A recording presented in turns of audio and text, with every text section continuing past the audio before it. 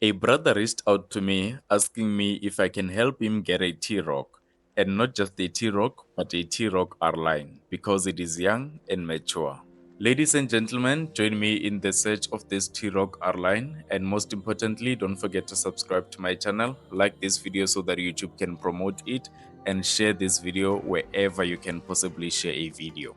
In this video, I'm going to take you through the process of searching for a car. It can be physical or online. We'll also do an inspection on the car because this is a pre-owned car. So we need to actually figure out if the previous owner did not actually tamper with a lot of stuff on the car. And also the next thing will be a test drive, of course, because you need to really get a feel of what the car drives like. Although this is not for myself, but my feedback to the person is also important.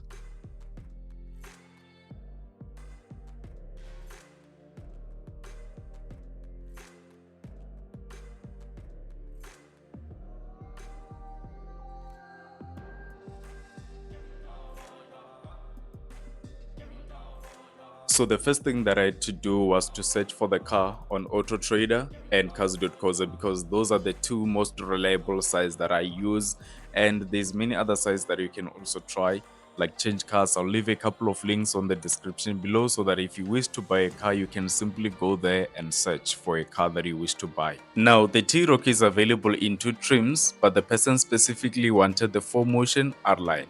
So there's a design which is powered by a 1.4 liter turbocharged engine. So this is the most popular engine that VW uses, and currently they're using it on the Golf 8.5. So it produces 110 kilowatts and 250 newton meters of torque. And there's a T-ROC 4MOTION R-line with a 2 liter turbocharged petrol engine with 4 cylinders, produces 140 kilowatts and about 320 newton meters of torque.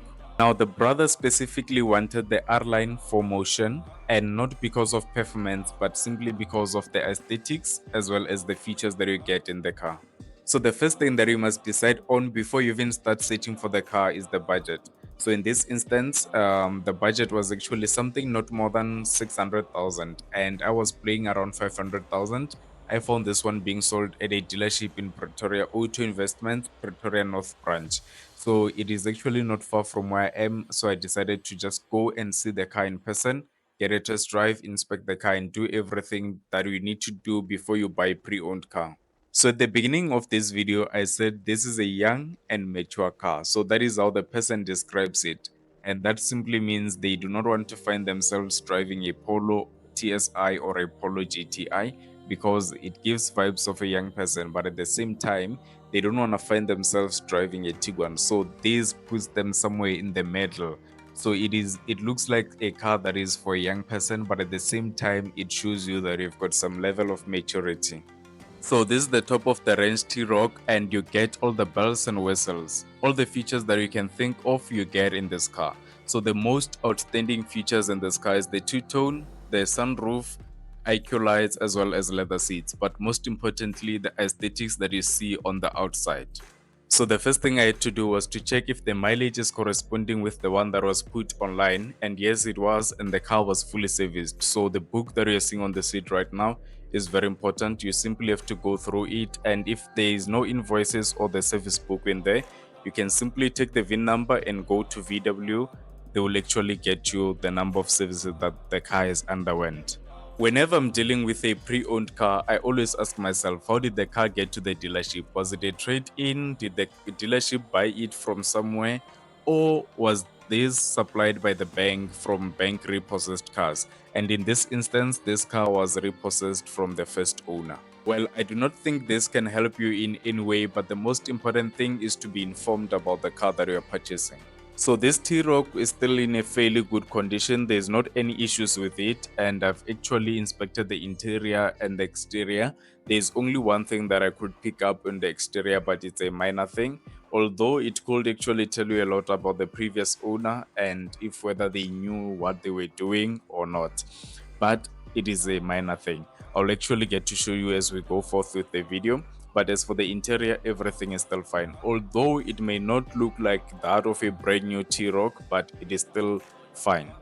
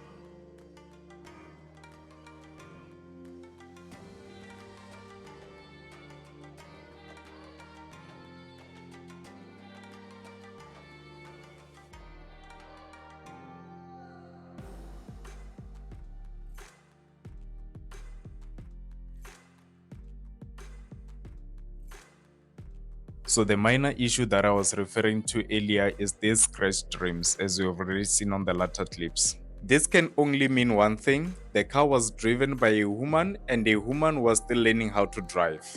I guess there is nothing wrong with that. It is expected. It is very easy to find out who the previous owner of the car is. You can simply check on the invoices. It has the names and all other details, but you don't need to take that information anywhere because of. Now, let's take this car for a drive and I'll give you feedback afterwards.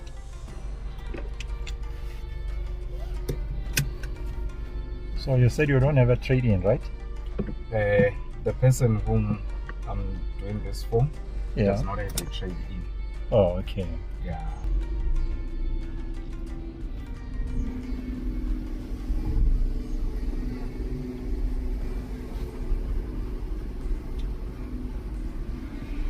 Tell me the direction we're going. Come again? Yeah.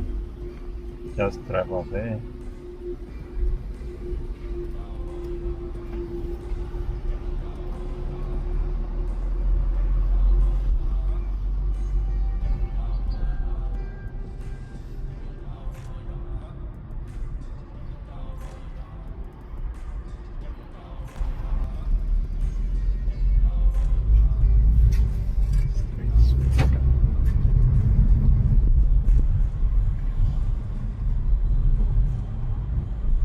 Oh, this is the 2-liter. Yeah, it's a 2-liter. 2-liter Comfort Line R-line. Yeah, no. I can feel it as I press the accelerator.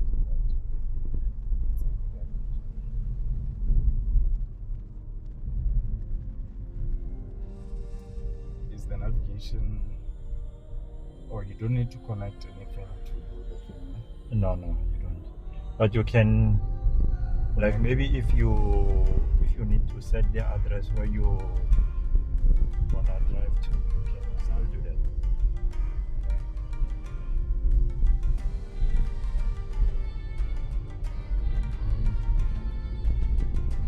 This thing of electric adjustable seats is very nice. Yeah, it is definitely. Please follow the road.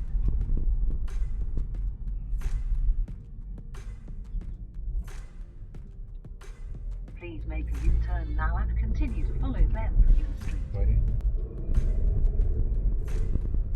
Please turn left. Stop sign on the gallery.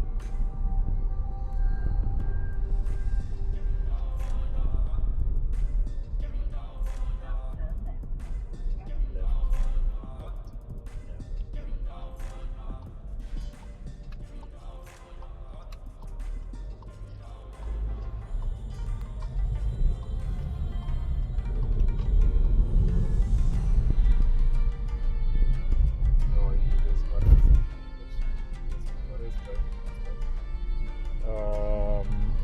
Yeah, but there's a pedal shift. Yeah, you can switch to sport mode. Yeah, and then change your gas on the pedal shift. Yeah.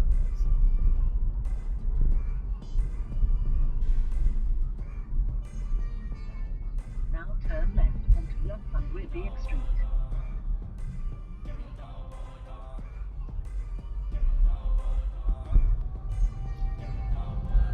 Oh, sorry, we're supposed to turn left. Sorry. Oh, you set it to the location of the dealer. I think someone maybe who drove it to the dealer at first said the address. Yeah. Oh. Maybe it's down. Yeah. It's fine. It's a BMW that you push side to side. This one is back and forth. So I should listen to this thing now. Now turn left. Yeah, maybe you can. Yeah, you can just turn left. Yeah, it's fine.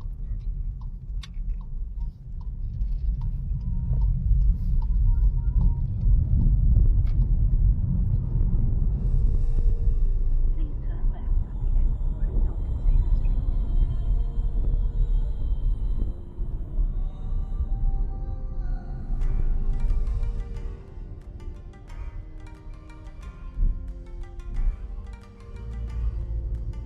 I wanted the Mazda tray as well before I bought the Themba line.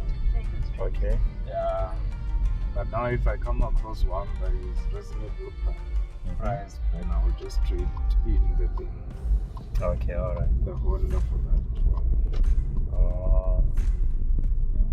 Yeah, no, unfortunately that one is sold. Yeah. Yeah, no, it's very much in high demand. Whenever It's there's right. and I can see it's also guiding me here Yeah. on where to turn, where to.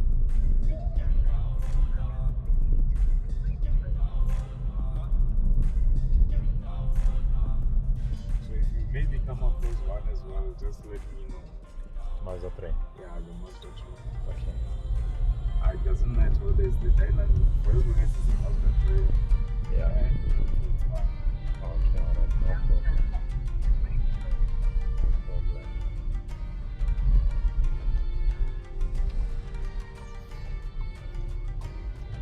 Yeah, are you happy with the car? No, I'm actually happy with how it drives. The fact that it is in service, maybe that also says something Okay, alright. positive about the vehicle. And where is he? He's around, so I should turn this way. Right, so Oh, sorry, he's sorry. showing left.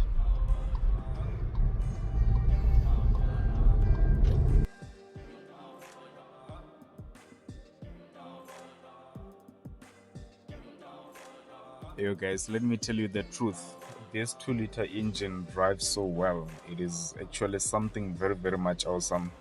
It's also risky to do test drives. You know, if you're not sure about your story, somehow don't do the test drive at all. But for instances like this ones where the plan would be to buy the car at the end of the day, you should actually try and get a test drive.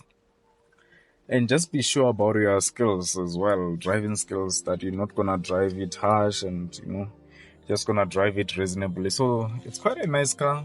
It does show you the navigation is here, but it does show you as well that you need to turn this way, you need to turn that other way. And yeah. Well, I'm super impressed with the ride quality that I got from this T-ROC. It actually feels very comfortable. It is very responsive. As soon as you put your foot on the accelerator, it responds. You do feel that you're driving a car that has got a 2-liter turbocharged engine. And that is the nice thing about it. The transmission is very smooth as well. The fact that you can use pedal shifters as well and drive it in a manual manner, it's also very nice. So now the only challenge is that this car is riding on low profile tires, and I think it also looks good on low profile tires, but that is a challenge at the same time because low profile tires are only comfortable when you're driving on smooth surfaces. You're not going to feel how the road is on your bumps. But the moment you drive on rough surfaces, you're going to feel all the road imperfections. I'm actually very happy with the car. There's nothing wrong at all with the car except the fact that the lady who was driving this car previously scratched the rims, but that is not actually an issue to worry much about. The only thing left for us is to decide if whether we're taking this car or not. But as for the car, it is actually worth buying. However, the best thing is to always have options. So now we're going to continue with the search, and then we're going to compare the options that we're going to have, and then we'll see which one gives us better value for money. Let me know in the comment section if there's any car that you think might be a better alternative to the T-ROC. Ladies and gentlemen, we'll just pause it here and then we shall continue. Thanks for watching, and please don't forget to subscribe to my YouTube channel. Thanks a lot if you have already subscribed.